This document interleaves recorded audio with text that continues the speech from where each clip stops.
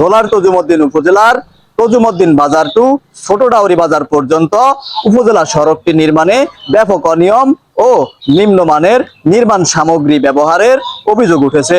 ব্যস্ততম এই সড়কের কাজে ব্যাপক অনিয়মের অভিযোগে এলাকা জুড়ে দেখা দিয়েছে ক্ষোভ ও উদ্বেগ।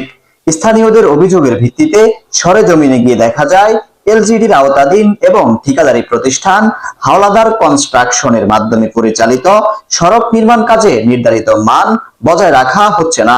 প্রকল্পে 1 ইঞ্চি পিচ ঢালাইয়ের কথা থাকলেও বাস্তবে অনেক কম পুরুত্বে কাজ করা হচ্ছে বলে অভিযোগ করেন এলাকাবাসী।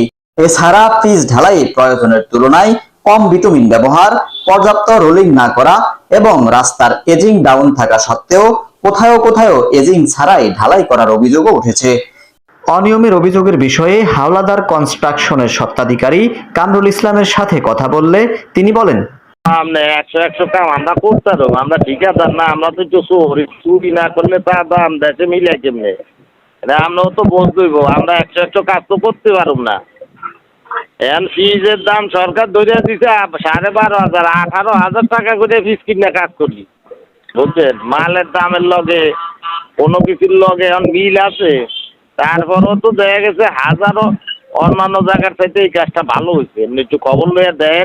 স্থানীয়দের দাবি, এভাবে নিম্নমানের কাজ চলতে থাকলে কয়েক মাসের মধ্যেই গুরুত্বপূর্ণ এই সড়কটি চলাচলের অনুপযোগী হয়ে পড়তে পারে। দ্রুত তদন্ত করে দায়ীদের বিরুদ্ধে ব্যবস্থা গ্রহণ এবং সঠিক মান বজায় রেখে কাজ সম্পন্ন করার দাবি জানিয়েছেন তারা। খন্দকার নীরব, গণকণ্ঠ, ভোলা।